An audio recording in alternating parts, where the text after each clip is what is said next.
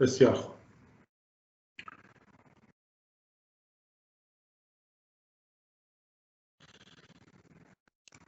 اوکی. این کیس نوت بعدی هستش که با هم دیگه چند تا نکته تا نکاتشو میخوام خدمتتون بگم. همه اینا مال امتحانات رسمی بوده که دادن به بچه‌ها. اتفاقا کیس هفته چند روز قبل ظاهرا مثلا یه کیسی بوده که مال اطفال بوده. این یه کیس اطفاله. یه سه نکته‌ها داره که اونا رو بعد خدمتتون بگم. خب طبق معمول میام پایین using the information in the case note write a letter of referral to admitting officer. وقتی میگه admitting officer احتمال زیاد امرجنسی دیگه to ED Children's Hospital Newtown. اوکی؟ پس تقریبا با قبلی یه جورایی مشترکه. دیگه میدونید که هم نکات رو چجوری در بیارید، تشخیص، اینا همه رو دقیقاً میدونید. بریم جلو ببینیم قضیه چیه. میاد جلو میبینید که پیشنت اسم جاشوا ونس، اوکی؟ میل و این تاریخ تولدشه، دیت آف برثش. خیلی خوب. اینجا به شما نگفته که این بچه از بزرگ یا کوچیک داستان چیه فعلا تا اینجا. خب همینجوری شما متوجه میشید که از این تاریخ تولد و تاریخ امروز احتمال زیاد این بچه است دیگه، یعنی سنش خیلی کمه. البته یه جورایی این پایین هم به شما گفته که خدمت شما عرض شود که یه کوچولو اینجا فکر میکنم اینا یه جای متوجه میشید که اینجا به شما گفته که 8.5 هفتشه، ولی به هر حال حالا اگر متوجه نشید هم دیتا برسش هم بنویسید کافی، یعنی جای نگرانی نداره که بگم من اشتباه نوشتم یا کاری کردم. نه. خب پس می‌بینید که بچه رو ما تایتل نداره، یعنی مستر و میسیز و اینا چیزا نداره، تایتل نداره، فقط اسم و فامیلیه. خب حالا که چطور بنویسید توی نامه بهتون توضیح میدم. در بچه‌ها حتما به خصوص بچه‌هایی که حالا زیر 1 سال هستن یادتون باشه حتما تو هیستوری که میخواید بنویسید، چون هیستوری در کودکان کلا مهمه. معمولا تو بچه‌ها هیستوری بهتون میدن، هیستوری این تولد رو حتما بهتون میدن، به خصوص بچه‌هایی که سنشون کمی مثل این بچه‌ای که حدود مثلا 2 ماه 3 ماهشه. طبیعتا هیستوری معمولا اون اوایل بعد به تولد بهتون میدن. یه چند تا آیتم مهمه که اگر بود بنویسید، اگر نبود که هیچ خودتون که نمیتونید در بیارید، ولی اگر بود حتما در اون هیستوریش به اصطلاح اینکلود بکنید. یکی اینکه برث ویتشه، اوکی؟ یعنی که وزن تولد رو حتما، اصلا کلا تو بچه‌ها وزن خیلی مهمه. این در فیلد اطفال دارم بهتون میگم، به خصوص بچه‌هایی که حالا وزنشون سنشون کمتره، خب باز وزن اهمیت بیشتری پیدا میکنه. پس اگه برث ویتی داشت، برث ویتش رو حتما شما مینویسید. 2 نوع زایمانش مثلا آیا MVD بوده یا مثلا CS بوده، حالا هر کدوم هر چی که بوده اطلاعاتی اگر دارید مینویسید. جستیشنال ایجش رو داشته باشید، اگر یا ترم بوده یا مثلا پری ترم بوده، هر چی که داره. اگر اینا چیز اساسی و مهمه واقعا، اینا رو توی هیستوری بیارید. خب خیلی مرتبط است و خیلی میخوره به کیس. و اینکه کامپلیکیشن هایی که اگر داشته باشه دیگه، یعنی مثلا پری اند پست نیتال کامپلیکیشن، چیز خاصی اگر داره نداره یا داشته یا نداشته، اینا رو حتما تو هیستوریتون بیارید، تو هیستوری بچه. چون بچه هیستوری خاصی که معمولا نداره، هم اگه به خصوص بچه 2-3 ماهه بیشتر هیستوریش همینا میشه، چیز بیشتر از اینی که نداره که. خب طبیعتا اینجا مثلا اومده گفته نورمال واژینال دلیوری، بچه تقریبا ترمی بوده، کامپلیکیشنی هم نداشته، عرض کنم وزن تولدش هم توضیح داد. یعنی منظورم این که این اطلاعات هیستوری بچه 2-3 ماه همینه، بیشتر از این هیستوری خاصی ما نداریم که بخوام توضیح بدیم در موردش. اومده گفته تایتل عنوان این رو چی میذارید؟ ترم کلیش که مدیکال هیستوری، اوکی، سوشیال که نیست، فامیلی هم که نیست دیگه. ترم کلیش مدیکال ترم کلیه. حالا میخواد به اصطلاح دیتیل میتونید بگید که مثلا عرض کنم که مثلا چی میگن نئوناتال هیستوریشو میخواید بگید که مثلا برث هیستوری میخواید بگید، این تایتل ها رو میتونید براش بذارید. ولی اگه مدیکال هیستوری هم بزنید باز درسته. اینکه اسم پدر مادرش چیه ربطی نداره. شما دقت داشته باشید که الان جلو چشتون اون ادمینستریتیو آفیسره که تو بیمارستانه، اوکی، الان کاری به اسم پدر مادرش نداریم.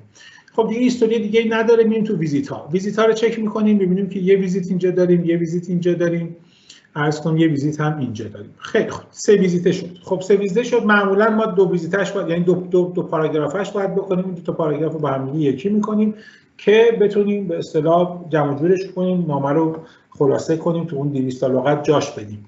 نمیتونیم تک تک همه اینا رو توضیح بدیم.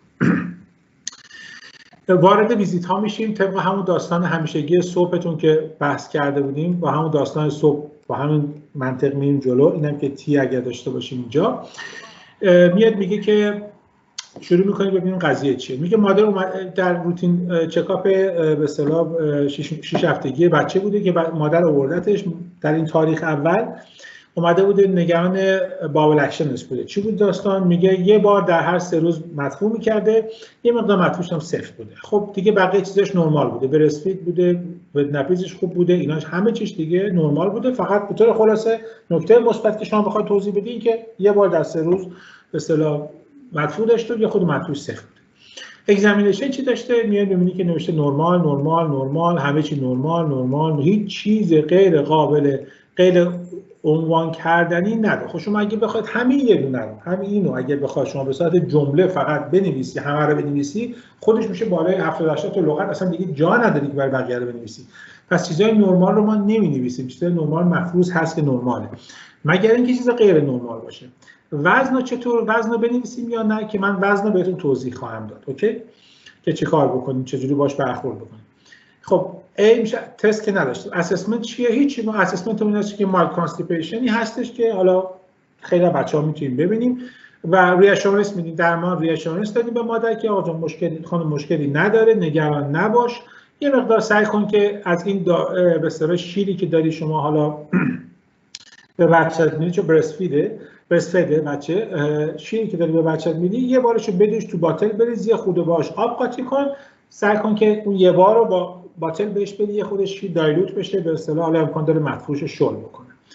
2 هفته دیگه بیا ببینیم. بچه اینا ببینید اینا هنوز مرسوم اینجا هم تو انگلیس می‌نویسن همه رو. مثلا می‌خوای بگی یه روز دیگه میگی چی؟ 1 هفته. اوکی. مثلا میخوای بگی که 4 هفته میگی چی؟ 452 52 سال 52 هفته است. 452 میشه 52 هفته. اگر مثلا بخوای بگی یه ماه دیگه میگی چی؟ 1/12. اوکی. اینا اصطلاحاتی که معمولا استفاده میشه. ما نمیام اینجوری تو ناممون بنویسیم، ولی برای اگه خواستی توضیحش رو بنویسی منظور یعنی این 257 یعنی 252 یعنی 2 هفته. اوکی. خیلی خوب. بعد اومده در 2 هفته بعد اومده دیگه، ما نمی‌نویسیم ریویو، خودش می‌نویسیم 2 هفته بعد یعنی میگیم اومد. دوباره اومده با هم مدفوع 3 روزه و یه خورده عرض کنم که یه خورده گریهش بیشتر شده و علائم اینا که میگه پاشو جمع کرده تو شکمش و یه مقدار این مشکلات اینا میشه علائم کولیک دیگه، خود علائم کولیک نوزادی داره. عرض کنم که وامیت نداره، فیبر نداره، همه چیش هم باز نرماله، ودنپیزش همه چیش نرماله. اگزامینیشنش چی داشته؟ اوکی، مشکل خاصی نداره، همچنان مدفوع صفر داره، وزنش هم رشد کرده، وزنش بالا رفته، از 3900 شده در 2 هفته شده 4200. همه چی میگه که خوب، اوضاع مشکل خاصی نداره. باز با همون تشخیص چیز کار خاصی براش نمیکنه. این دفعه اومده یه خورده براش داروی ملین به اصطلاح کلوکسیل دراپ براش نوشته، گفته شاید کمک کنه. اون شیر دوشیدن هم گفته حالا به جای یه بار 2 بار بکنه، 2 بار در روز شیر بدوش تو شیشه و خود آبش رو بیشتر کنه بهش بده. یه هفته دیگه بیا ببینیمت. اوکی؟ یه هفته دیگه این میشه لاست ویزیت شماست. هفته آخر یعنی امروز اومده دیدیش، حالا شما الان دیگه فرق کرده. اومده گفته تو 5 روز اصلا مدفوع نکرده دیگه، الان اونجا 3 روز اونجا 5 روز. 5 روز مدفوع نکرده دیگه، غذا نمیخوره، ودنپیزش هم کلا چی شده؟ کم شده، یه بارم استفراغ داشته. اینا نکته مثبتشه. اینا رو همه رو میگی شما، نکته مثبت رو بولد می‌کنی.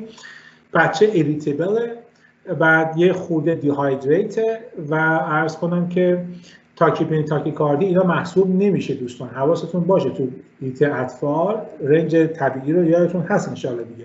این 120 تا 30 تا طبیعیه برای بچه 2 ماه 3 ماه. بعد عرض کنم که خب اگزامینیشن ابدومینشن یه تندنس مختصری داره و چیز دیگه هم نداره. وزنش چی شده؟ کم شده. این خیلی نکته مهمیه.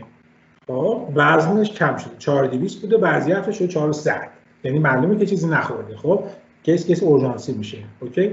عملا کیس با این داستان دیهایدریشن و ریفیوزال فید و کانستیپیشن این باید بره چی؟ بفرستش به اورژانس. این 24 ساعته از این مریضا دست ما اینجا الان میرسه، دقیقاً این همین مریض. خب این قضیه اتفاق افتاده و اینجوری شده به خاطر چی؟ این کاهش وزن و این بقیه اتفاقایی که براش افتاده. خب اینو شما باید الان برسونید توی به اصطلاح نامتون. حالا نکته‌ای که این داره، من یکی از کیسایی که دوست داشتم همیشه بچه‌ها این مطلب رو عنوان می‌کنم، من تصویر کوچیک بکنم که شما این توضیح بدم براتون. ببینید این نامه، این کیس نوت، یک کیس نوتیه که ما گفتیم این دو تا ویزیت میخوام با هم دیگه مرجش بکنیم، یکیش بکنیم. حالا اگر شانس بیارید یه همچین کیس نوتی سر جلسه امتحان بهتون بیفته، البته باید شما درایت داشته باشید بتونید این مورد رو در بیارید. اگر نگاه بکنید این دو تا ویزیت هایی که شما دارید اینجا میبینید، یعنی این ویزیت به اصطلاح 1 و ویزیت 2، اوکی، این دو تا ویزیت اگر نگاه میکنید اوورال عین همه، یعنی اول همه تشخیصشون که همینه، مایلد کانستیپیشن، مایلد کانستیپیشن، اوکی. علائمشون هم یکی، یه بار مطبوع در 3 روز، اینم گفته بود یه بار مطبوع در 3 روز تقریبا. حالا اینجا یه کولیک اضافه شده. عرض کنم که رشد وزنشون هم که جفتشون رفته بالا، اگزامینیشن مثبت چیزی هم نداشتن. عرض کنم که درمانشون هم که ریاشورنس بود و این یه بار آب گفته بود قاطی کن، حالا اینجا گفته 2 بار آب قاطی کن. اوکی، یه کلوسیدراپ هم بهش بده. میخوام بهتون بگم اگر یک همچین موردی دیدید، اوکی، ما بهتره که همچین از هوشمون استفاده کنیم، نیام یه دفعه 2 تا ویزیت هی بنویسیم عین هم دیگه، هی بخوام تکرار. شما الان اول کدوم مهمتره، ویزیت اولی، ویزیت دومی؟ قطعا ویزیت دومی دیگه. گفتم هر چیزی که نزدیک به تاریخ امروز باشه مهمتر خواهد بود. 2 اینکه به جای اینکه 2 تا چیز مثل هم هی بنویسیم و تکرار بکنیم، خب بیام یه دونه بنویسیم، یعنی انگار 2 تاشو نوشتیم. یعنی ما اگر الان بیام این ویزیت دوم رو فقط تو ناممون بنویسیم، اوکی، انگار که همین ویزیت اول رو هم نوشتیم. تو دل اینه اگر دقت بکنید. خب البته باید شما این رو تا الان نبودین نامه ها، همه هم نیست، فقط بعضی موارد شانسی اتفاق میفته مثل اینجا. خب باید شما درایت داشته باشید، حواستون باشه. ولی اون وقت باید حتما بگید که این چیزی که دارید تو این پاراگراف می‌نویسید محصولی از 2 ویزیته، یعنی در اون تاریخ و یه هفته بعد، 2 هفته بعدش مثلا. اینو عنوان می‌کنید و اون وقت یکیشو می‌نویسید که میشه تو دل اون، یعنی دومیو شما الان بنویسید انگار اولیو نوشتید. اولی تو دل دومی هست، کامل این همه. هیچ چیزی کم و کس نداره. خب پس این یکی نکته مهم بود که خواستم بهتون بگم. و 2 اینکه این درست کنم، اوکی. و 2 اینکه در مورد وزن اینجا خواستم بهتون توضیح بدم. ببینید این وزن یه وزن مبدأ ما داریم که این برست ویت ماست، اوکی. این وزن خب میاد بالا تا یه جایی رسیده، بعد یه جایی به بعد چی شده؟ کم شده. خب حالا امکان داره این وسط 10 تا وزن دیگه هم به شما بده که داره به سمت بالا میره. ما چیزی رو که عنوان میکنیم برای من خواننده که بفهمم این پترن وزن به چه صورت شده، من این وزن اول میدم که برست ویت منه، بالاترین وزنم هم که داشتم مثلا اینجا بوده 4200، اینم میدم، اوکی، در یکی از ویزیت‌ها اتفاق افتاده و بعد اومده چی شده؟ کم شده 100 گرم، حالا مثلا شده 400، یا بنویسم 400 یا میگم 100 گرم کم شده. خب و این رو هم میگم. دیگه نیازی نیست دیگه اینا همه رو هی توضیح بدم، انقدر هی رفت بالا. این برای خلاصه کردن و کم کردن لغت هاست. خب پس در این متن شما همین که توضیح بدی که برست ویتش انقدر بوده، بعد در این ویزیت هم که گفتی به 4200 هم رسیده، بعد یه دفعه اومده شده 400 یا وزن کم کرده، این طرف میفهمه که اوکی پس از کی تا کی اینقدر بوده و الان چجوری شده و چقدر کم شده. این هم یه نکته دیگه که تو این کیس نوت داشتیم. و نوع نوشتار کیس های بچه‌ها هم یه کوچولو با هم دیگه تفاوت میکنه که من اینو الان اینجا بهتون توضیح میدم. من تصویر عوض کردم. شما تصویر عوض شده رو دارید الان؟ بله. بسیار. خب بالای نامه همون هدینگی که دیگه من بحث نمی‌کنم، توضیح نمیدم، دیگه بحثو کردیم قبلا. این جاشوایی که اینجا می‌نویسیم مستر و میسیز و این حرفا هم نداره. اینم سن مریض هست. خب و عرض کنم خدمتتون که اینا از این به صورت اورژانسی، یادتون باشه فرمت اورژانسی رو باید بنویسیم. I'm writing to request your urgent visit and treatment of Joshua. فقط می‌نویسیم جاشوا، نه فامیلی می‌نویسیم، نه مستر میسیز نمی‌نویسیم، مستر ونس، مستر اینجا. در مورد بچه اسم کوچیک، اگر می‌خواد اسمشو بیاری فقط بچه اسم کوچیک. در مورد بالغین بود چی؟ آقا خانم اسمیت مثلا فلان. اوکی دیگه اسم کوچیک نمی‌نویسیم. در بچه‌ها فقط اسم کوچیکشون رو می‌نویسیم. دیگه فامیلیش هم نمی‌خواد. اوکی. I'm writing to request your urgent visit and treatment of Joshua whose features are consistent with mild dehydration and prolonged constipation. این فهوای اون نامه بود. حالا و last visit. Today Joshua's mother brought him. ننویسید Joshua presented. جاشوا بچه 3 ماه هست، نمیتونه presented بشه. اوکی، حواستون باشه باید بگی یکی آوردش یا باید بگی چی؟ Joshua was brought by his mother. اینجوری Joshua was brought یا was taken. حالا من دارم نمونه دیگه شد. Joshua's mother brought him with worsening conditions including no stool passing for 5 days. حتما میگم for 5 days چون قبلا میخوام بگم برای تفاوت رو برسونم. قبلا 3 روز بوده الان 5 روزه. One episode of vomiting and feeds intolerance. بچه 3 تا سینونیم. Intolerance, refusal, avoidance. Intolerance. ببخشید. لطفاً حرف بکنید. با بیدار شه. لطفاً میوت بکنید. نه همش خواب میره.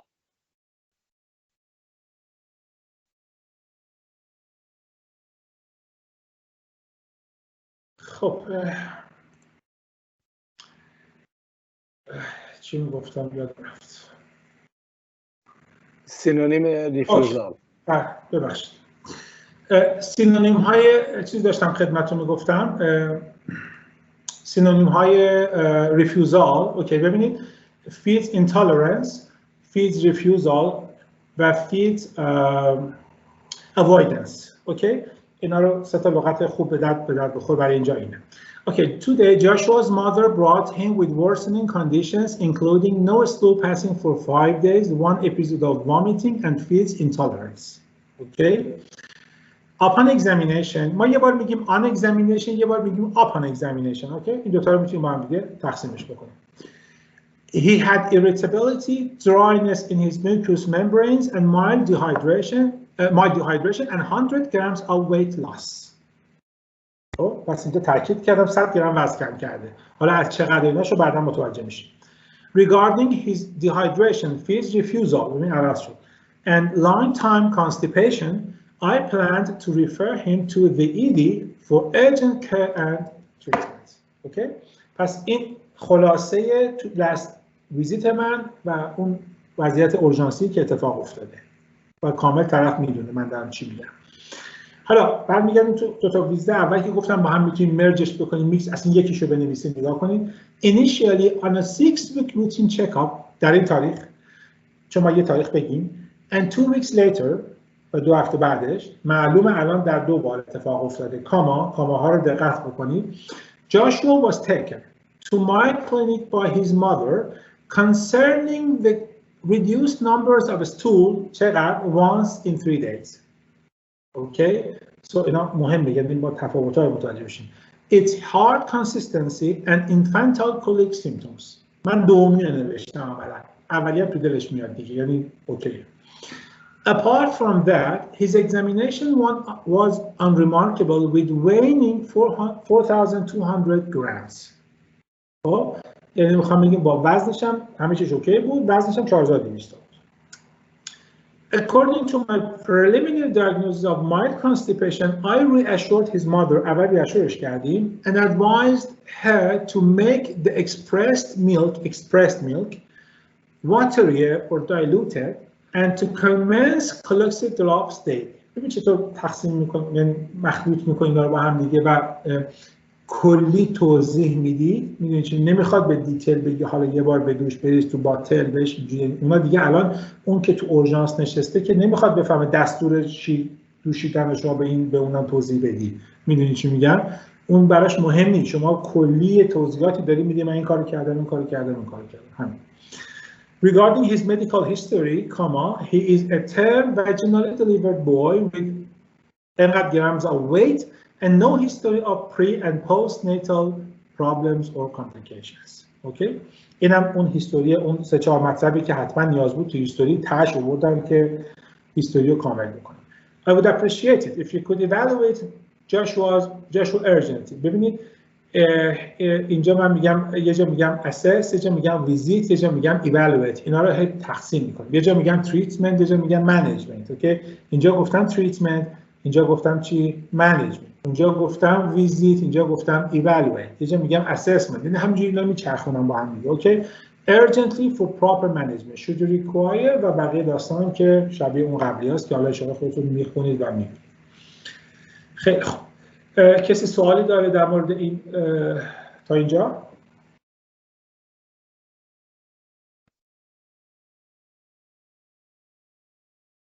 اوکی. برید من نامه بعدی هم سریع براتون بذارم. این یه نامه ریفرال بعدی هست که نمونهش رو میخوام با هم دیگه کار بکنیم. این هم یه سری نکته ها داره که من میخواستم براتون توضیح بدم. یک کیس نوتی هستش که اومده با letter نوشته که using the information in the case notes write a letter to Dr. Steele rheumatologist در این آدرس برای چی further treatment and investigation. اوکی؟ و خب طبیعتاً ریفرال دیگه، ریفرال تو روماتولوژیست برای چی؟ ایناش همین مشخصه، تشخیص گاوت و برای اینکه بررسی بیشتری بکنیم و این مسائل. خب علتی که نامه رو من معمولا به بچه‌ها میدم این هستش که یه هیستوری خیلی بزرگی داره. نگاه کن کل این صفحه هیستوریه. خب اگه یه همچین هیستوری داشتیم چی کارش بکنیم؟ من فوکس رو هیستوری میکنم فقط، بعد بقیه نامه رو دیگه براتون نمیخونم به خاطر اینکه میخوام بقیه‌اش دیگه شبیه هم، بعد خودتون بشین بنویسید و با نامه من مقایسه بکنید. بعدا ببینید اومده گفته که اسم بیمار طرف که گیرنده ما روماتولوژیست. خیلی خوب. اسم بیمار جیمز سیمور خب مهمه. اینکه آدرسش کجاست؟ نه. سنش کجاست؟ سنش چقدر ما میخوام؟ اسمشو میخوام. درسته؟ خب سوشال هیستوریش گفته چی؟ ریتایرد بودنش اینا ربطی به کار ما، ربطی به روماتولوژیست نداره. دیورس بودنش ربطی به داستان ما نداره. نان اسموکر سینس فلان این یک کوچولو ربط داره. اینو ما چیکار میکنیم؟ ما تحت عنوان نان اسموکر سینس که میذاری یعنی اینکه قبلا چی بوده این داستان؟ قبلا سیگار میکشیده. لغتش چیه دوستان؟ اکس اسموکر. اوکی؟ میتونید کلمه اکس اسموکر رو استفاده کنید. خب اینجا میتونید اکس اسموکر رو استفاده. این نان اسموکر نیست، اکس اسموکر. و اینکه هیوی درینکر که کلمه هیوی رو استفاده نمی‌کنید، شما درینکر با این مقدار می‌نویسید. اوکی؟ این حالا تو نمونه‌اش بهتون نشون میدم. خب بعد اومده وسط هیستوری یه نفر نوشته observation این چی الان این وسط؟ ربطی نداره. بچه‌ها که نمیتونن گیج میشه الان. هر چی می‌خوام وسط اونو میگم. اصلا جاش نیست اینجا. اصلا observation جاش اینجاست. تو اگزامینیشن شماست. تازه الان همه ابزرویشنش طبیعیه. اگه غیر طبیعی بود کجا می‌نوشتید؟ توی هیستوری توی ویزیتاتون باید بنویسید. جاش اینجا نیست. میگه این دیتاست، این کیس نوتا دیتاست، به شما میده که شما تو اینا پیک بکنید نکات مهم و برای خودتون نامتون رو بنویسید. اوکی؟ پس این جاست اصلا اینجا نیست که شما آوردید و نوشته شده. خیلی خوب. الرژی هم که نداشته. چیز خاصی که نداشتید بخواد بنویسید. سوشیالش هم تموم شد. اومد تو فامیلی هیستوریش. فامیلی هیستوری چی داره؟ میگه باباش چیه؟ روماتولوژیست. RA داشته. خب پس این قطعاً یک کیس RA دیگه، یعنی کیس روماتولوژیه و این بهش میخوره. مادرش چی؟ اسموکر بوده و که ربطی به داستان ما نداره. گرند پرنتش هم ربطی. پس بابای مهم شد. بابای کیس روماتولوژی داشته. خب خودش پس متکاریستوریش چی داشته؟ اپندکتومی شده، ربطی به روماتولوژیست نداره. چایلدهود برونکولایتیس داشته، باز ربطی زیاد نداره. انوال اینفلوئنزا واکسین ربطی نداره. این که نوشته regular episodes of inflammation داشته در انگشت پای انگشت پاش از 2010. خب خیلی مهمه. گاوت دیگه داره، همون رو داره میگه، بحث گاوت داره میکنه. این هیستوری خیلی مهمه دیگه. پس شما حتما باید اینو بگید که این از 2010 تا علائم داشته این داستانش. دارو داره چی مصرف میکنه؟ کلشیسین داره مصرف میکنه، ایندومتاسین داره مصرف میکنه و آلیپرینول. اوکی؟ طولانی مدت داره کلشیسین میگیره و اخیراً هم برای چیکار کردیم؟ ما آلیپرینول رو شروع کردیم. پس وقتی میخوام اینو بگیم احتمال گاوت رو میخوام بیاریم، داروهاش هم 3 تا دارو چیکار میکنیم؟ براتون میگیم. شاید سوال کنید از من بگید که دوزها رو بنویسیم یا دوزها رو ننویسیم. دوزهای داروها. این سوال زیاد میشه. ببین دوستان، به طور کلی توضیح میدم. به طور کلی اوورال ما دوزها رو زیاد نمی‌نویسیم. نمیگم 100%، میگم به طور کلی زیاد نمی‌نویسیم. بعضی از داروها دوزهاشون مهمه. یعنی مثلا یک طرف بیماری دیابتی داره، شما ارجاعش دادی به متخصص، خب بعد داره میگی که این انسولینش تنظیم شده، مثلا صبح اینقدر NPH، بعد از اون اینقدر فلان، این تنظیم شده با این عددها.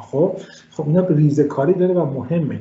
خب اون وقت اون دکترم میاد یه خود دوزها رو دست میزنه، اوکی، صبح اینقدر میکنه، عصر اینقدر میکنه. خب اینا همش داره بازی میکنه و مهمه. داروهایش مثلا فشار خون اینقدر 3 تا 4 تا دارو طرف داره میگیره، اینقدر میبره بالا، اینقدر میاره پایین، داروها تنظیم میکنه، اینا مهمه. پس گفتنش مهمه. یه سری داروها هستن که مثلا فرض مثال دارو طرف مثلا داره بروفن میخوره، حالا مثلا 500 گرم بروفن در روز داره میخوره، حالا زیاد اتفاق خاصی نمیفته که بخواد تنظیم داشته باشه دوزش و اینا، زیاد میتونید چشم‌پوشی کنید. و دوم اینکه اگر دیدید در طی نامه، در طی کیس نوتتون تا آخر با دوز این دارو داره بازی میشه، مثلا میگم آلوپرینول رو مثلا گفته، مثلا فرضاً گفته اینقدر، بعد یواش یواش زیادش میکنه فلان میکنه. خب اینو دیگه ما نمیام هر دفعه هی بنویسیم مثلا آلوپرینول 100 تا بوده شده 200 تا شده 300 تا شده 400، نه، یه دفعه میام آخرین دوز رو که بالاترین دوز هست در جای خودش اونجا توضیح میدیم و دیگه ریفرش میکنیم، میگیم آخر یه آدم داره 400 تا مثلا میگیره. اوکی، دیگه تک تک همه اینا اون لغت جا نداریم ما بنویسیم همه رو، سعی میکنیم خلاصه شده تر بسته به توضیح بدیم. خیلی خوب. و بعد طبق داستان دیگه اومده با 2 تا ویزیت، یه ویزیت اینجا داره، یه ویزیت اینجا داره. و به خاطر اینکه من فرصت دیگه نیست که بخوام به دیتیل این مطالب برم، خب کیس نوت رو براتون میذارم تو گروه، اینو بخونید خودتون، کیس نوت رو ببینید و عرض کنم که نمونه نامه هم که الان با هم دیگه نگاه میکنیم متوجه میشید که من چطور نوشتم و توضیحات رو قبلا بهتون دادم. این طریقه نوشتن اینا رو همه تو چند ساعت قبل با هم دیگه صحبت کردیم، دیگه تکرار اونا میشه. به نمونه نامه رو فقط نگاه بکنیم با هم دیگه. تصویر عوض شد، اومد براتون؟ بله. خیلی خوب. دیگه مثلا بالاشو دیگه هدینگشو براتون بحث کردم قبلا. I'm writing to request your further evaluation and management of Mr. Seymour whose features are consistent with gout. Okay. Regarding his social and family history. خب ببینید اینجا ما هم هر ستاش بود اگر تو باشه، هم سوشیال داشتیم، هم فامیلی داشتیم، هم مدیکال داشتیم. خب من اومدم تقسیمش کردم اینجا رو برای خودم. خب گفتم چی؟ گفتم من که نمیتونم همه رو توی یه جمله جا بدم این همه هیستوریو، خب تقسیمش میکنم برای خودم. فامیلی و سوشیال آوردم با کنار هم، مدیکال و داروهاش هم آوردم کنار هم. ببینید میگه regarding his social and family history he is an ex-smoker and drinker به این مقدار whose father was diagnosed with rheumatoid arthritis RA. چون بعدا میخوام RA استفاده کنم. دات تمام. جمله بعدی on medical history، الان اینجا medical history رو میگم. He has had episodes of probable gout for which he has been taking colchicine, Indesit, and recently allopurinol since 2010. اوکی؟ اینا اینطوری توضیح دادم. پس این مدیکال هیستوری آوردم اینجا در یک جمله بعدی و این هیستوری اول دیگه من نمیتونستم 3 تا رو بخوام به هم بچسبونم، خب جمله خیلی طولانی میشه و از اون ارزشش میافتاد و اینطور تقسیم کردم. خب اینو خواستم در این کیس نوت بهتون بگم که اینطور میتونید این هیستوریای درشت رو اینجوری خوردش بکنید و به قول معروف با این قالب بنویسید. یه نمونه خوبیه برای نمونه داشتن. و دیگه چون بقیه داستان نمیدونید، فقط در این تاریخ while being non-compliant with the medications Mr. Seymour presented with a 4-week gout attack which had been the third episode over the previous 8 nights. Upon examination, despite the other intact joints, his first left toe had inflammation, redness, and severe pain. Okay? Based on the expected gout disease, I prescribed full doses of the previous medications with bedtime oxycodone as needed. الان شما داستان نمیدونید تقریبا، ولی همینی که میخونید کامل متوجه میشید که موضوع چی بوده و کامل مفهوم قضیه رو میفهمید دقیقاً. Today, his gout symptoms were subsided, and on review of the requested test, the X-ray revealed minor degenerative changes of his first toe joint, and also the levels of MCH urate and C-reactive protein were elevated. Regarding his gout attack, I advised commencing long-term allopurinol, modifying diet and alcohol consumption, performing strengthening massages, and having a synovial fluid test following the next attack. Upon his insistence on possible hereditary RA, I referred him. I would appreciate it و بقیه داستان.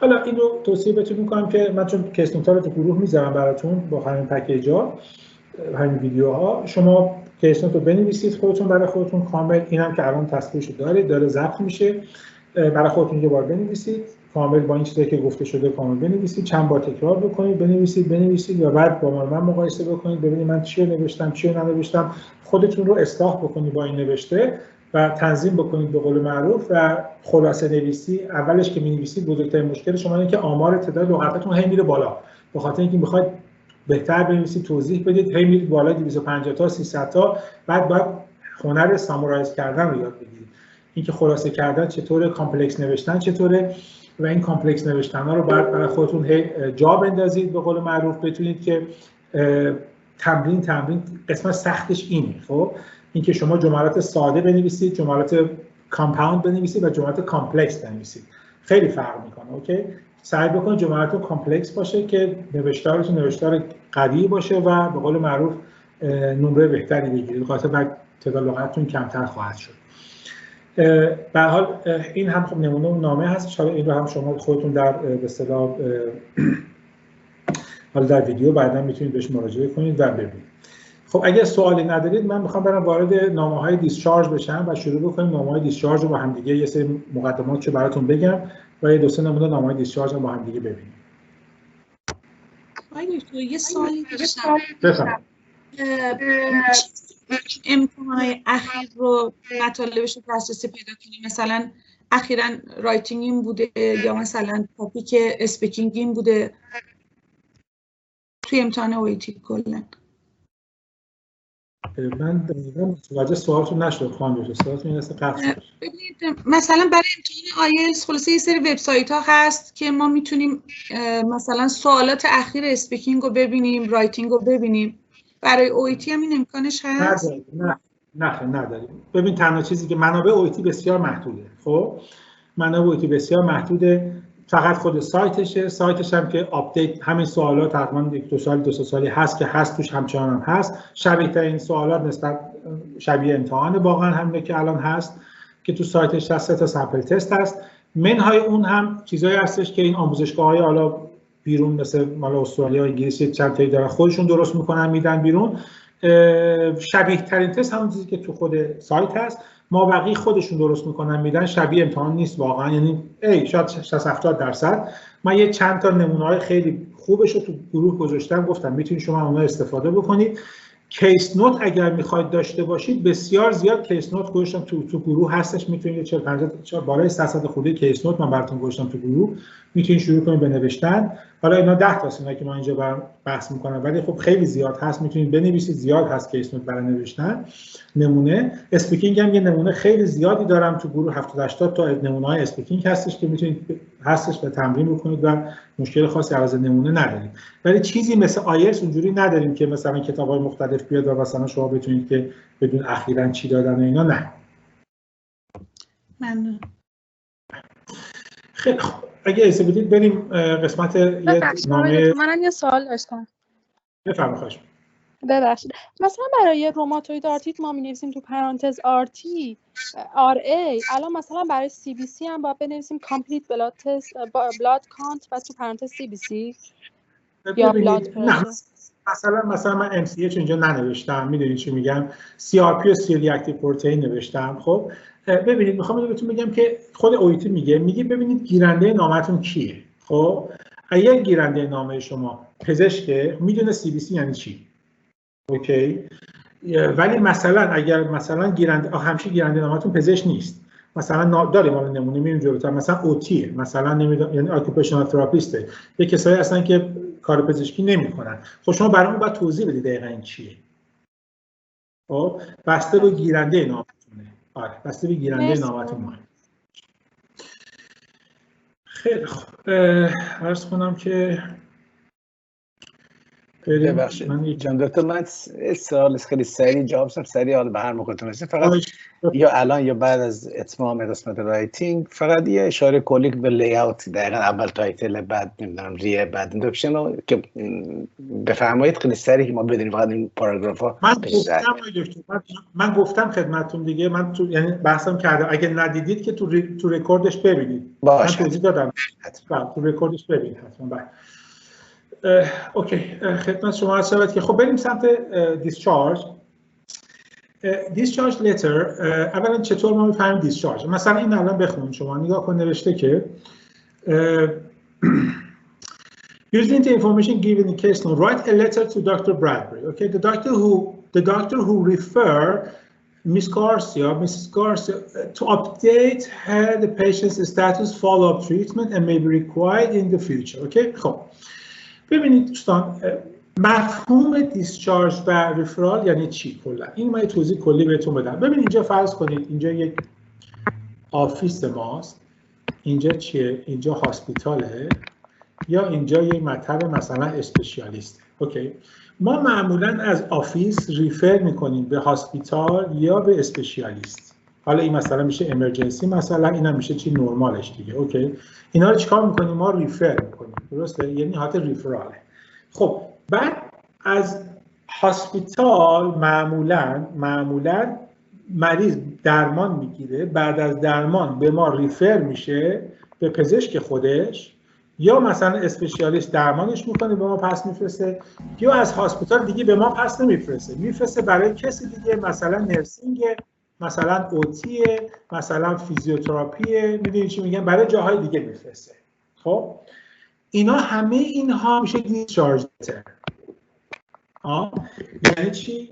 حالا اگر بخواید مفهومی بفهمید از این قضیه چه تفاوتی میکنه استم این بیسیک این به قول معروف نامه، یعنی این که شما در ریفرال ها درمان و تشخیص قطعی عملا ندارید، یه کاری براش میکنید، تشخیصتون اولیه است، پریلیمینریه یا درمان قطعی نشده، میفرستید که یه کار بالاتری براش انجام بشه. اوکی، پس این میشه مفهوم ریفرال. چرا میفرستید؟ چون این کارا نیاز دارید. دیسچارج چیه؟ دیسچارج کار مریض تمام شده، یعنی درمان انجام شده، تشخیص گذاشته شده و همه اینا. حالا دارید برای ادامه درمان، برای نگاه کنید آپدیت کردن اون پزشکش، برای فالو آپ تریتمنت، ادامه درمان میفرستید برای یک کسی دیگه، حالا یا پزشک خودشه یا یه پزشک دیگه یا فیزیوتراپیسته یا نرسه یا یه چیزی یه جای دیگه دارید میفرستید. یعنی درمان انجام شده، تشخیص گذاشته شده، برای کار تکمیلی دارید میفرستید. اوکی، این همون خلاصه پرونده‌ایه که ما تو دوران اینترنی رزیدنتی برای مریضا می‌نوشتیم. دقیقاً همون خلاصه پرونده است. اوکی، این مفهومش همونه، خلاصه پرونده داریم می‌نویسیم، ولی به صورت نامه باید بنویسیم. خب اینجا به صورت خلاصه پرونده نامه می‌نویسیم، نامه دیسچارج میشه. اوکی، خب پس این مفهوم تو ذهنتون باشه. تمپلیتش و اون لی‌آوتش یه کوچولو با ریفرال فرق میکنه. اوکی، به خاطر همین میخوام که تو ذهنتون باشه که یادتون باشه چطور اینا رو به اصطلاح ما جا بنویسیم و چیکار باید بکنیم. میریم بالای نامه و شروع میکنیم ببینیم قضیه چیه. میگه you are a doctor working in Stillwater Hospital Emergency Department, you treated، میگه یکی درمانش کردی میس گارسیا رو که به اصطلاح ریفر شده بوده به وسیله جی پیش دکتر برادبری. اوکی، خب شما درمانش کردی، حالا الان داره پسش میفرستی برای کی؟ دکتر برادبری. گیرنده نامت کیه؟ دکتر برادبری. هدینگ که همونه، هدینگ که دست نمیخوره، هیچ فرمت تغییر نمیکنه. خب اسم مریض رو داره اینجا. باز حالا نکته اساسی اینجاست که دوستان اگر شما دارید نامه رو پزشک بیمار رو پس میفرستید برای پزشک خودش که مثلا اینجا دکتر برادبریه، خب آیا این منطقی هستش که شما هیستوری و تمام هیستوریش دوباره براش بفرستید؟ نه. چرا؟ چون خود اون دکتر همین اخیراً برای شما این مریض رو فرستادی که لطفاً درمانش کن، شما دارید پسش میفرستید، درمانش کردی. خب مثلا دکتر گفته ایشون 10 سال فشار خون داره، نمیدونم این داشته اون داشته، بعد شما برید آره 10 سال فشار خون داره، خودش که میدونه، خودش آردی میدونه همین داره، اون برای شما فرستادی اطلاعاتو، شما دوباره همون رو براش میفرستید. نه. این یه نکته دیسچارج یادتون باشه، هیستوری به طور کلی عموماً 100% نیست. عموماً هیستوری در دیسچارج نمی‌نویسیم. اوکی؟ عموماً و کلی هیستوری در دیسچارج ما نمی‌نویسیم. مگر اینکه یه مورد خاصی باشه. مثلا طرف فشار خونیه، الان ما با فشار خون فرستادنش کنترل نشه، فشار خونش فرستادنش بیمارستان. 7 تا 8 تا دارو میخوره، کنترل نمیشه، فرستادن بیمارستان، اونا کنترلش کردن، با تغییر دادن، با 2 تا دارو دستش زدن، حالا داره پسش میفرسته. خب میگه که تو خلاصه رونده میگه که آره این مریضی که اومد با هیستوری فشار خون با 7 تا 8 تا دارو با این دوزها ما تنظیمش کردیم 3 تا دارو با این دوزها، حالا برای شما فرستادیم، لطفا اینو فالوآپ کن با این دارو ادامهش بده. اینجا عنوانش میکنیم. اوکی؟ ولی چیزهایی که آردی مشخصه و اون خود پزشکی فرستنده میدونسته و شما بخواید دوباره اونها رو توضیح بدید دیگه واقعا جایی نداره و به قول معروف دیگه منطقی نداره دوباره بخوای هیستوری براش توضیح بدید.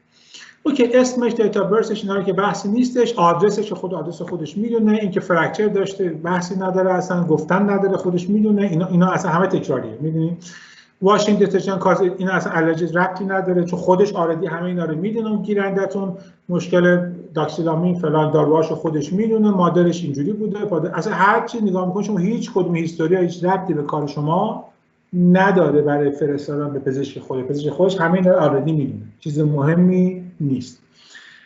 اوکی، خب تشخیصش این که با شک به مناژیت فرستاده شده دیگه، این تو همون اینتروداکشنتون بعد تشخیص میخواید، این تشخیصشه. خب اولا هیستوری نداشتیم، میریم توی چی؟ میریم توی قسمت ویزیت ها. اوکی، حالا اینجا دیگه توی دیسچارج ما دیگه تحت عنوان ویزیت ها مثل ریفرال نمیگیم چند تا ویزیت داره، حالا ویزیت ها رو ببینیم پاراگراف، نه، یه لی‌آوت دیگه‌ای براش میذاریم. خب اینجا من لی‌آوتش رو براتون توضیح میدم.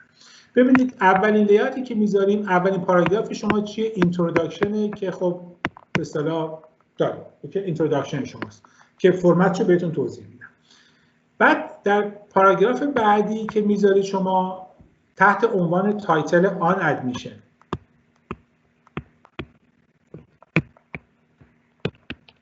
خب یعنی چی؟ یعنی میگه آن ادمیشن اومد تو هاسپیتال دیگه، که میخواد بگی مریض اومد داره شما خلاص پرونده می‌نویسید، یادتون باشه میخواد بگی این مریض اول اینتروداکشنه و بعد مریض اومد با این مشخصات، آن ادمیشن اینجوری ما ادمیتش کردیم این مریضو، و بعد پاراگراف بعدی هر اتفاقی که در هاسپیتال براش افتاده میشه چی؟ during چی؟ hospitalization. during hospitalization، حالا هر چی که تو هاسپیتال براش اتفاق افتاد یعنی چی؟ یعنی تست گرفتید، عکس گرفتید، چست گرفتید، نمیدونم فلان کردید و هر دارو دادید، فلان کردید، درمان کردید، هر کاری که کردید، تشخیص گذاشتید، همه اینا میاد تو پاراگراف during hospitalization. و بعد پاراگراف اصلی و آخر شما چی میشه؟ میشه چی؟ on her یا his یا فلان discharge چی؟ plan. اوکی؟ تو discharge planش. خب on discharge plan، on her discharge plan یا حالا هر چی. منظوری که پاراگراف discharge plan که شما حالا اصل داستان اینه که شما از اون طرف گیرنده نامه که هر کی هست میخواید که براتون چه کار بکنه. اصلا نوشتن اصل این نامه برای چیه؟ دیسچارج پلنشه دیگه. شما خلاصه پرونده رو تو ایران برای چی نوشتید؟ برای اینکه بگید آقا چه کاری الان انجام بده دیگه. مثلا هفته دیگه CBC شو تکرار کن، نمیدونم بره فیزیوتراپی 2 هفته، نمیدونم توصیه میکنی این داروشو آنتیبیوتیکشو 10 روز دیگه بخوره، این کارو بکنه، این کارو بکنه.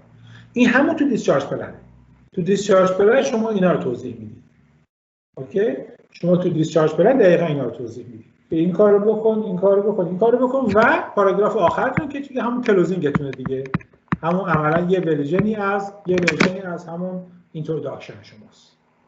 خب پس تایتلاتون همیشه هدینگ داره، پاراگرافتون هدینگاتون ایناست: on admission, during hospitalization, discharge plan, on her discharge plan, on the discharge plan, on discharge plan، هر کدوم که می‌خواید، on to the discharge plan. اوکی؟ هر کدوم که مناسب هست نمیشه کاما و توضیح میدم. حالا نمونه نامه رو براتون چیز می‌کنیم، بهتون توضیح میدم دیگه. اینو براتون تو گروه میذارم، اینا خودتون بخونید، نمونهشو بنویسید. من میخوام فرمتشو براتون بگم که چطور خواهد شد. من تصویر عوض کردم. تصویر دارید الان شما؟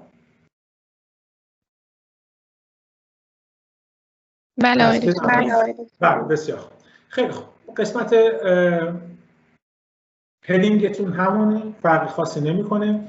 اینا که رنگی کردم خواستم فقط تاکید بکنم که الان چه تغییراتی کرد فرمت ما. یکی این که اون قسمت‌های فیکستون تمام سبز و آبیا، اونا قسمت‌های فیکس شماست. اینتروداکشنتون فرمت اون تمپلیتش یه خورده عوض میشه، به این صورت لطفا بنویسید به خاطر اینکه تفاوت میکنه. شما در اینتروداکشنتون حتما باید تاریخ دیسچارج رو بنویسید. اینجا میگید چی؟ today یعنی که، یعنی این بالا نوشتید، یعنی این روز. اوکی؟ شما تاریخ دیسچارج می‌نویسید و حتما میگید is being discharged یعنی الان در حال ترخیصه، نه ترخیص شده نه ترخیص خواهد شد. is being discharged. اوکی؟ این ورب مهمه، حواستون باشه. I'm writing to update you and to review the treatment plan of. اوکی؟ یعنی اینا همه فیکسه. تقریبا اینو میتونید فیکس بنویسید. اوکی؟ of Miss Garcia, comma اینجا کاما داره. who is being discharged today following admission to the hospital with the diagnosis of suspected meningitis. اوکی؟ اینا فیکسه و چیزی که عملا شما تغییر داره فقط اون اسم تشخیص بیماری و اسم بیماره. بقیه‌اش فیکسه.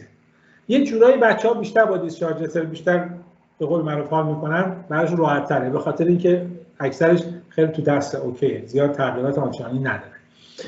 خب این شما از فهوای نامه در میارید که on today's admission چی شد، به خاطر اینکه اینجا ادمیشنش مال همین امروز بود. این نامه ورودی خروجیش یه روز بوده، یعنی صبح احتمالاً اومده شب مرخص شده، به خاطر همین ورود و خروجش یه تاریخه. اینجا شد on today's admission، ولی معمولاً اینطور نیست. خب طبیعتاً شما می‌نویسید on admission پرانتز باز می‌کنید، تاریخ رو می‌نویسید، تاریخ ورودی، و بعد خروجیش میشه today که اون today تاریخ بالای نامه است. خب حالا این یه دونه اینجوری بوده استثنا.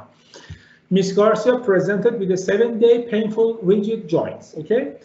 Painful and rigid joints. She also noted experiencing light sensitivity, headache, stiff neck, new bruising lesions, and other skin rashes.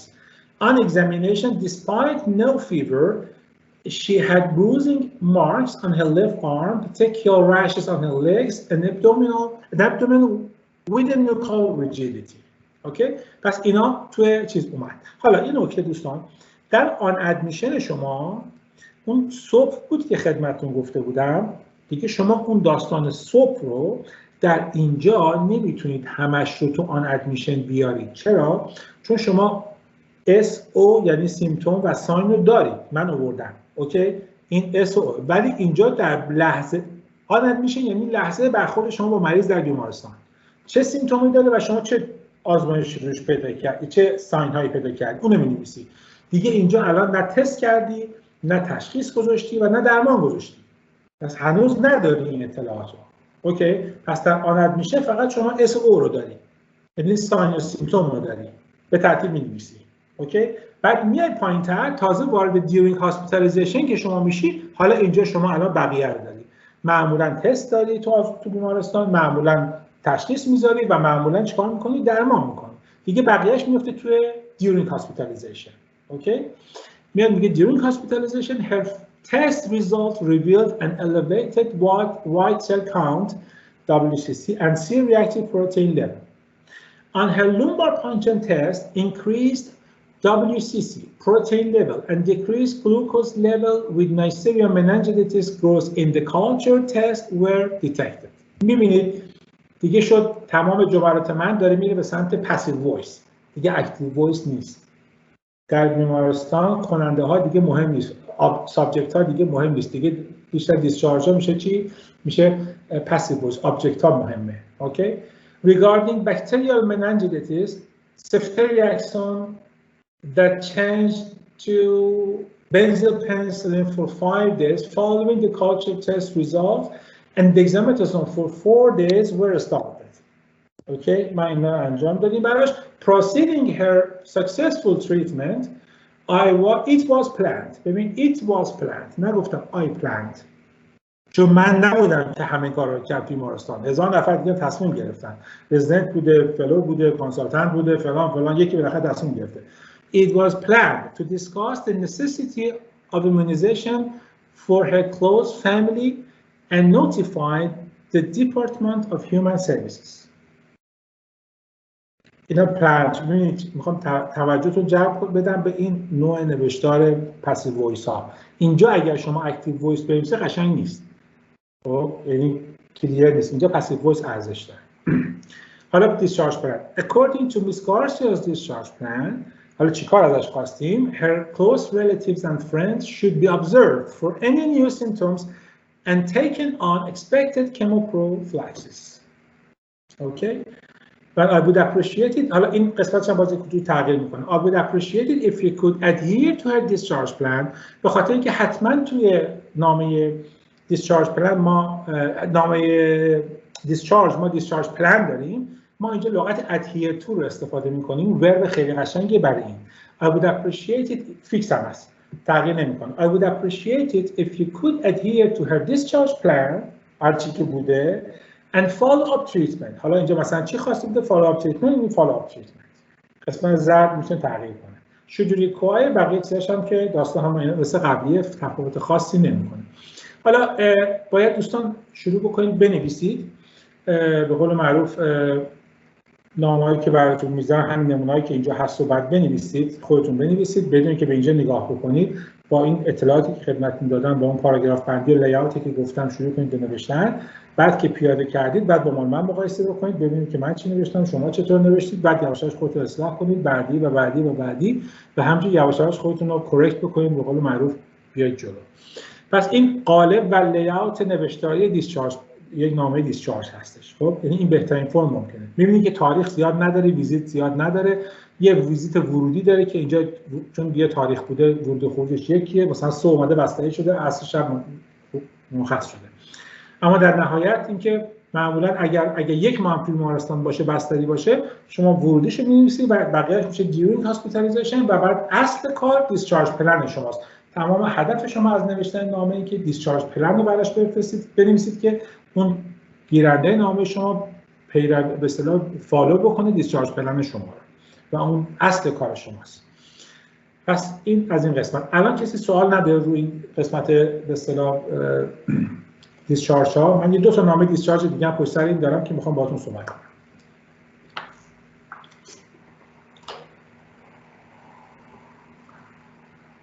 خیلی خوب. بریم نامه بعدی من براتون بزنم کیس نوت بعدی رو. این کیس نوت بعدی من تصویر عوض کردم دوستان. این کیس نوت بعدی عرض کنم که یکی از سخت‌ترین کیس نوت هایی هستش که به نظر من تا الان دادن. شانس بوده یه تایمی بوده تو به اصطلاح خیلی سخته. حالا ببینید کیس نوت شما 7 بعداً خودتون رو بنویسید. این هم دیسچارج خیلی مطلب زیاد داره، خیلی زیاد. خب ریزه‌کاری خیلی زیاد داره. علتی که اینو من برای بچه‌ها گذاشتم که باشون کار میکنم این هستش که عرض کنم که میخواستم یک مطلبی رو بهشون بگم. ببینید بسیار ریزه‌کاری داره، کلی جواب آزمایش، کلی بالا پایین رفتن مقادیر آزمایشگاهی، این رفته بالا، اینا رفته بالا، اون اومده پایین، هموگلوبین رفته بالا، اینو دادیم، اونو ندادیم، اینو استاپ کردیم، اونو نکردیم و همه اینها. خب خیلی دیتیل داره، خیلی ریزه‌کاری داره. فقط میخوام توجهتون به این جلب کنم که من وارد این نمیشم چون وارد شدن این بالای 1 ساعت صحبت داره. فقط این که میخوام ازتون که این کیس نوت رو حتما بنویسید، خودتون تو تمریناتون حتما بنویسید و توجهتون جلب میکنم به این که ببینید من چطور نوشتم این رو. این از اون کیس نوت هاست که این تجربه شما رو میطلبه. اگر یه همچین چیزایی به شما دادن با این همه دیتیل، خب اگر واردش بشید، به قول معروف اگر دیپ کنید برید داخلش، از توش بیرون نمیاد با 300 400 تا لغت. خب اینو باید اوورویو بنویسید، باید کلی بنویسید. میدونید چی میگم؟ باید یک شرح کلی بدید از ماجرا که چی شده، چی مهمه و با توجه به اینی که در دیسچارج پلن شما چی میخواید بگید. اوکی، میایید پایین میگید دیسچارج پلن این چی میخواد بگه، این دیسچارج پلنش. اوکی، در دیسچارج پلن میخواد چی بگی؟ شما میخواد یکی اینو بگی، یکی اینو بگی، یکی اینو بگی، یکی اینو بگی. اوکی، حالا اینو من همیشه بچه‌ها میگم حواستون باشه تو نامه‌های دیسچارج میتونید از ته به سر شروع کنید. یعنی اینکه دیدید خیلی شلوغه، بگید اوکی این نامه من حرفم چیه؟ حرفم اینه که این 4 تا کارو میخواد تو دیسچارج انجام بدیم. من دیسچارج پلن من اینه که این کارو ازش میخوام انجام بده. اوکی، پس من این 3 4 تا کاری که مهم هست این پایین میخوام و اینا رو از بالا میگیرم، فالو میکنم، مینویسم تا برسم به این پایین. دیگه اضافه‌اشو نمینویسم.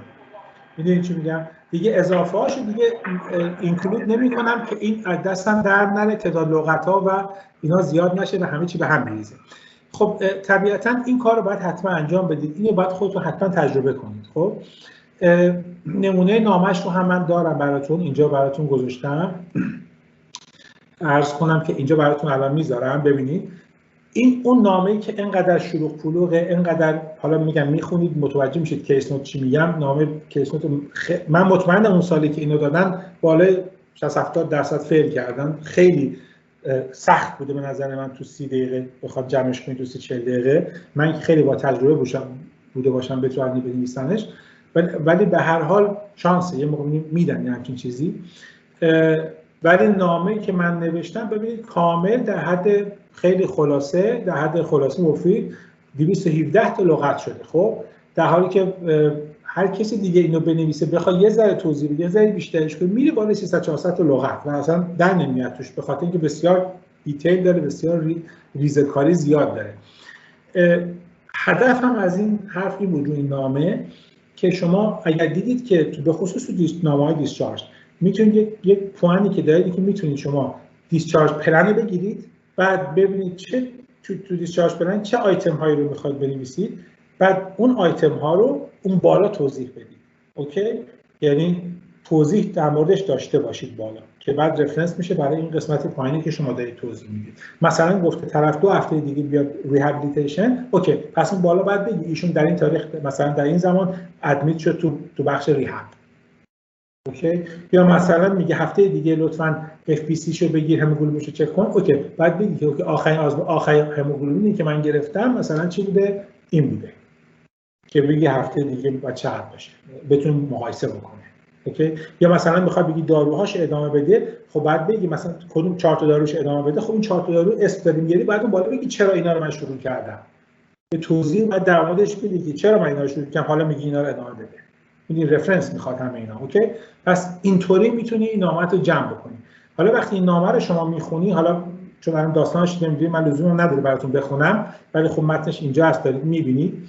عرض کنم که این رو کامل شما میتونید روش به اصطلاح اول بنویسید خودتون، چند بار بنویسید چون سخت نوشتنش، چند بار بنویسید و بعد با من مقایسه کنید. من چطور نوشتم، من چطور خلاصه کردم، شما چطور نوشتید و اینا رو یواش یواش برای خودتون جمع جور بکنید. این سخت‌ترین نامه است. الان اخیراً من ندیدم توی 1 سال اخیر همچین نامه‌ای بدم. این مال 2 سال گذشته 4 سال گذشته بوده، ولی به هر حال شانس این موقع داده میشه، موقع نداده میشه. ولی اگه بتونید نامه رو خودتون جمع کنی اعتماد به نفستون میده. ولی نامه خیلی کیس نوت خیلی سختیه.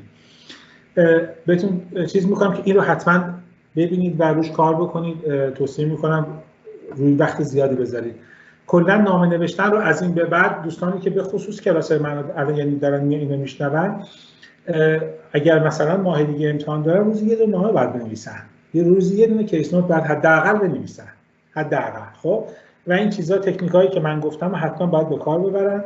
این نمونه ها رو که دارن خب میبینن، ویدیوش هست در اختیارشون هست، میتونن هی تکرار بکنن، هی ببینن، حرفای منو گوش کنن و به قول معروف اینا تکرار و اینکه یواش یواش خودشون ببینن که دارن به استاندارد نزدیک میشن و به هر حال دارن بهتر میشه قضیه. زمان میبره خوده، ولی باید استمرار بدید و بنویسید. و ظرف 1 ماه اوکی میشید و درست میشه. یعنی همینا فقط تمرین داره. رایتینگ خوشبختانه زود جواب میده، مگر اینکه فقط تمرین داشته باشید و یه زحمتشو بیشتر کنید. همین. کسی سوالی نداره تا اینجا؟ من برم جلوتر.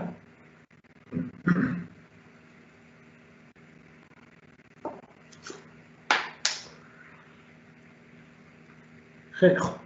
عرض کنم که بریم برای بعدی. خب من بعدی رو یه نامه دیسچارج دیگه هستش که چیز زیاد از این یکی خیلی ساده تره، اون رو به اصطلاح براتون میذارم. این نامه امتحان اصلی نیست. یکی از این آموزشگاه است، میبینید اصلا فرمتش فرق میکنه. خدمت شما هست. حالا به عنوان یه نامه دیسچارج ما در نظرش میگیریم و من تو میذارم براتون که شما روش کار بکنید. اما این فرمت امتحان اصلی نیست، مال یکی از این آموزشگاه کجا بوده، اینا من گیر آورده بودم. می‌خواستم فقط یه چند تا نکته رو بهتون بگم. مثلا ببینید اینجا اومده توی کیس نوت می‌نویسه دیسچارج پلان. اوکی، می‌بینید اینا رو؟ این همال دیسچارج پلن. خب شما همه اینا رو که نمی‌نویسید دیسچارج پلن، میاد بگید این دارو رو ادامه بده، اوکی، این دارو رو ادامه بده، اوکی، اینا ادامه بده دیگه. اینکه سی اینا همه رو دیگه شما کسی اینا رو دیگه لطفاً اینا رو هیچ کدوم چی آورده نمیشه. اوکی، حواستون باشه تو ترپش گیر نکنید، نیفتید تو این حقه‌ای که بهتون داده میشه که من باید بنویسم اینو اونو همه رو قطع کن کلی لغت میشه. خب شما اون چیزایی که مونده، این چیزایی که هست، اینا که موجود هست رو می‌نویسید و حالا می‌نویسید این که اسمت رو بعد خودتون متوجه بشید من چی میگم. نکته‌های مهم، نکته‌های یه ذره بیشتر بنویسید، دقیقاً حرفایی که من دارم میزنم و دقیقاً دستتون میاد یعنی چی. نکته‌هایی که به درد میخوره، نکته‌هایی که تو د پوینت هست، این رو همیشه تو ذهنتون باشه. دوباره تکرار میکنم دوستان، بذار من چون تصویر اینم میخوام به شما نشون بدم.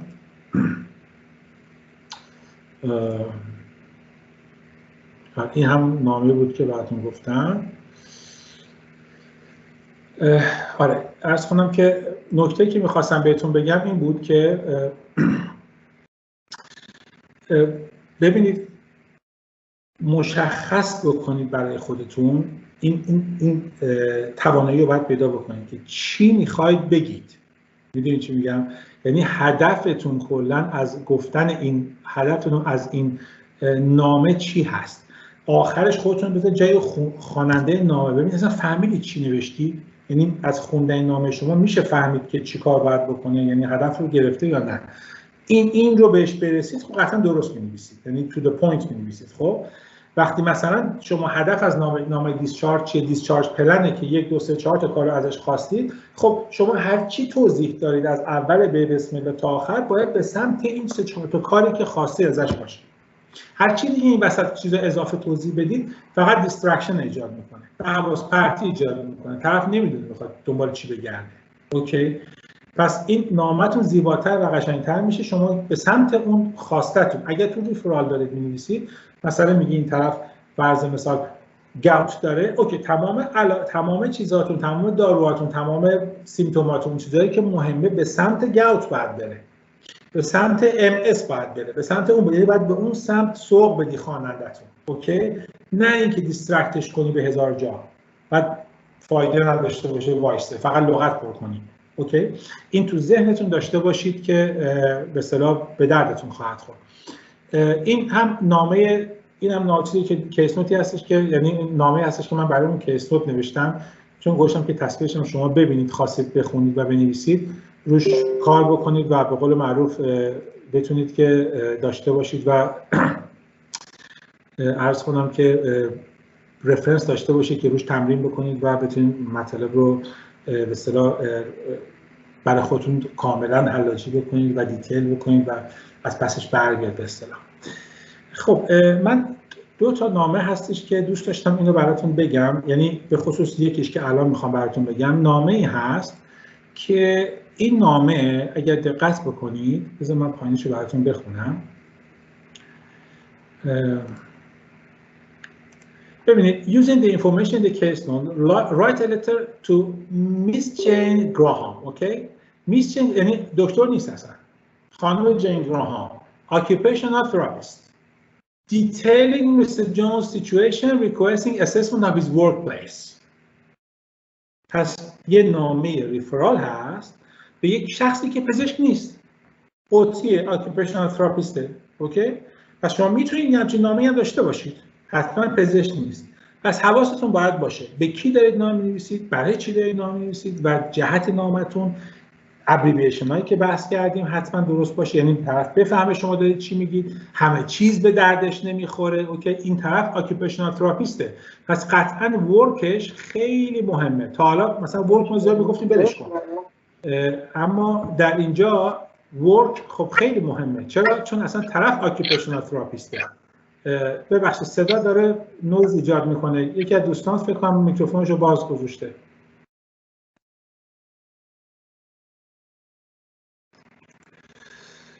خب اوکی، پس این الان occupational therapistه، پس خیلی مهمه. طرف occupational therapistه، شما باید چیزی که حتما توی هیستوری بگی کار طرفه، چون این میخواد بفرستش بره سر کارش بررسی کنه، ببین چرا مثلا درد داره و فلان و مشکل داره.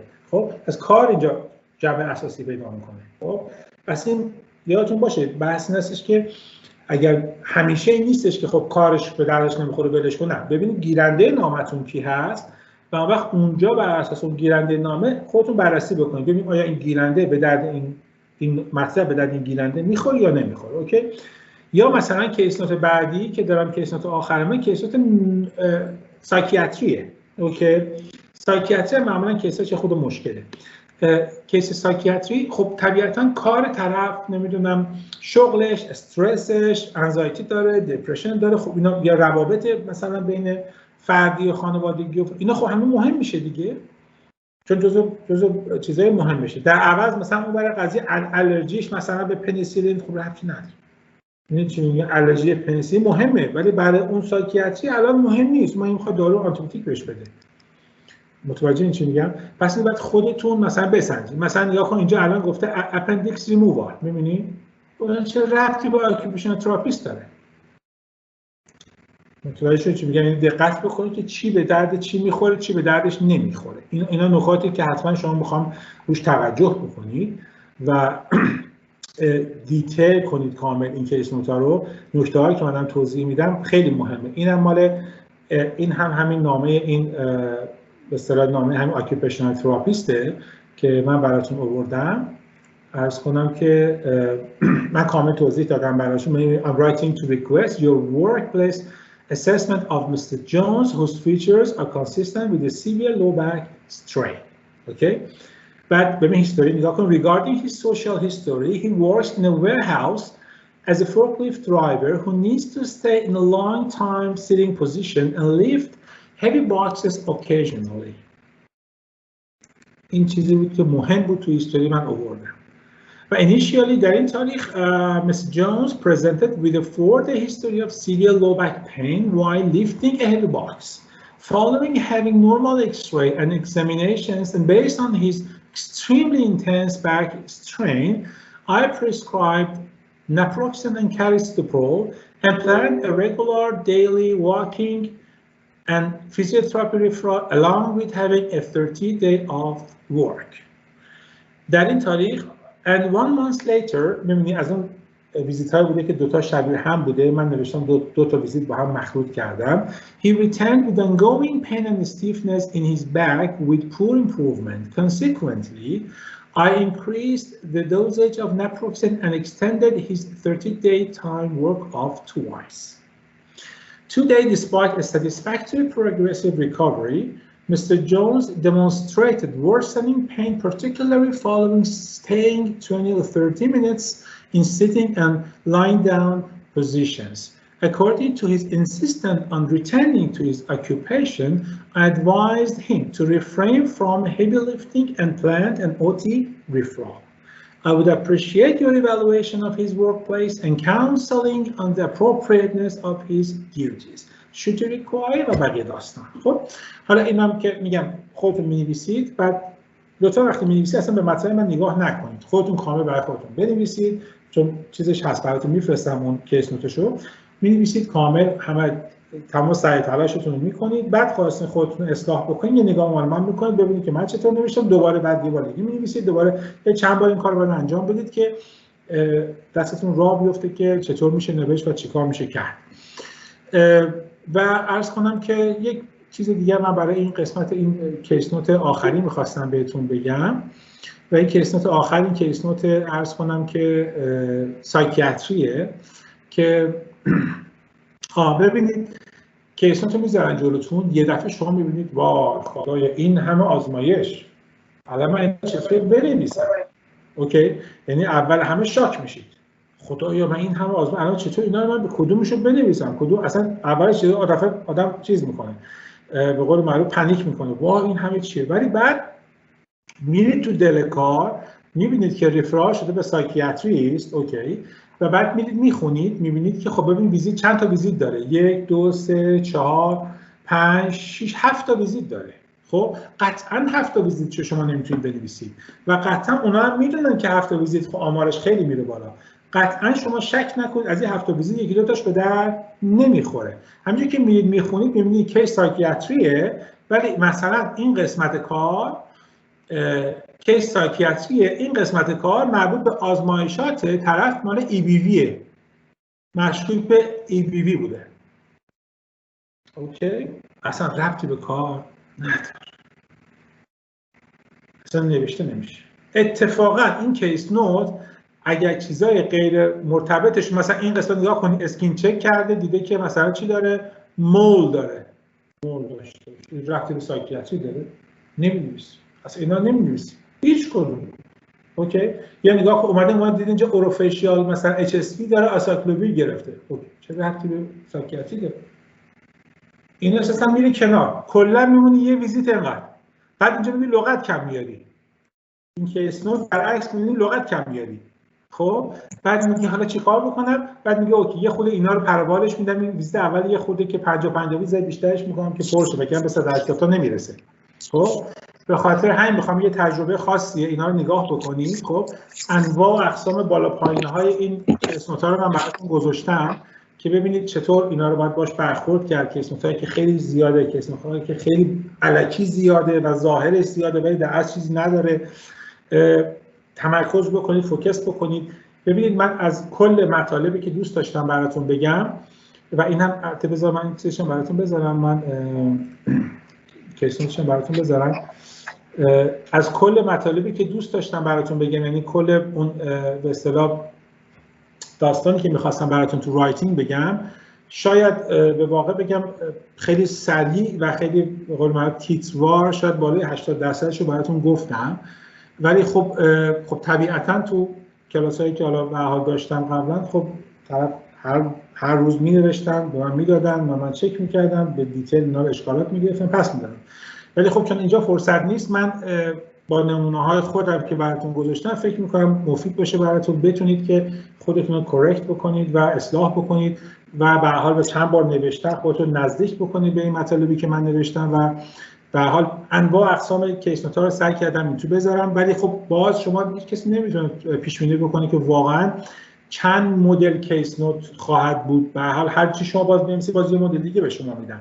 اینکه شما توانایی تفسیر اون به اصطلاح کیس نوت رو در خودتون پیدا بکنید، بحثی که خود اولی زیاد توضیح دادم، تفسیر خوب کیس نوت، اینکه بفهمید چی می‌خواید بگید و تو نامه‌تون پیاده بکنید، خلاصه پیاده بکنید، تو د پوینت باشه، با هدف بنویسید و گرامری سنتنساتون کامپلکس باشه، لغت‌های متنوع بنویسید. همه اینا رو اون کرایتریاها رو در نظر بگیرید و با این شرایط بنویسید و قطعا نمره لازم رو مطمئنا میارید و نمره بی رو میارید و به اصطلاح قضیه حل میشه. دو تا اشکال شما برمیخورد، یکی کمبود وقت و یکی این که خب یعنی عمدتاً کمبود وقت پیدا میکنید، به خاطر اینکه شما 5 دقیقه که خب هیچی میره ازش برای خوندن 40 دقیقه میمونه. این 40 دقیقه حتما شما 5 دقیقه نه دیگه 3 دقیقه شما باید بذارید برای پروف ریدینگ. پروف ریدینگ یعنی که این نامه‌ای که الان نوشتید خب حتما دوباره بیاید از اول تا آخر نگاش بکنید. قطعا 4-5 تا شما اشتباه سهوی داشتید که میتونید سریع درستش بکنید، 2 تا کاما نذاشتید، 2 تا چه می‌دونم اشتباه نوشتاری و اسپلینگ داری، نمیدونم یه هی و شی اشتباه گذاشتی، شی و هی اشتباه گذاشتی، هر هیز، نمیدونم این چیزایی که خیلی شایع هست، خیلی زیاد تاریخ رو ننوشتی، یه موقع ببینید تاریخ رو ننوشتی اون بالا، هیچ کاری که اینجوری خیلی زیاد اتفاق میفته، یه پروف ریدینگ سریع می‌کنی، خود اون نیم نمره امکان داره شما رو تکون بده بیاره بالاتر و این کارا رو حتما 3 دقیقه آخر رو حتما پروف ریدینگتون انجام بدید، حتما انجام بدید. شک نکنید که نمرتون بالاتر میاد و سریعترین زمان ممکن. من یعنی بچه‌ای داشتیم که اینقدر بالایش از 70 تا نامه نوشته بودن، از شاگردای قدیمی بچه‌ها بودن که باشون کار کرده بودم، تو 20 دقیقه نامه رو تموم می‌کردن، 15 تا 20 دقیقه. یعنی اینقدر آماده بود که تا اصلا می‌دونید کلا می‌خواد چی بنویسه، تون نوشته، همه چی تو ذهن شکل گرفته بود از قبل. خب فقط جایگذاری می‌کردن. این تمرین زیاد، نوشتن زیاد می‌خواد. تمرین رایتینگ با نوشتن زیاد. هیچ کار دیگه نمی‌تونید شما بکنید. فقط باید هی بنویسید و خودتون اصلاح بکنید. هیچ کار دیگه نمی‌تونید بکنید. با یه جست دو جست هم نمیشه. با 5 تا 10 تا نامه هم نمی‌تونید. اوکی؟ باید بنویسید، باید انواع اقسامش رو بنویسید و خودتون رو کاملا، یعنی گفتم معمولا دیگه زیر 20-25 تا نامه شما نباید بنویسید برای امتحان. یعنی آمادگیتون کامل بشه برای امتحان. روز یه نامه یه دونه کیس نوت حتما بنویسید که دستتون راه بیفته و به قول معروف آماده بشید برای امتحان. سعی کردم تا اون جایی که میتونستم تمام مطالب رو و توضیحات رو خدمتتون بدم. حالا دیگه واقعا نمیدونم که تا چقدر تونستم که به حال مفید باشم. اگر سوالی چیزی از رایتینگ هست بفرمایید، اگر نه که یه 10 دقیقه تنفسی بگیرید من اسپیکینگ رو هم خدمتتون توضیح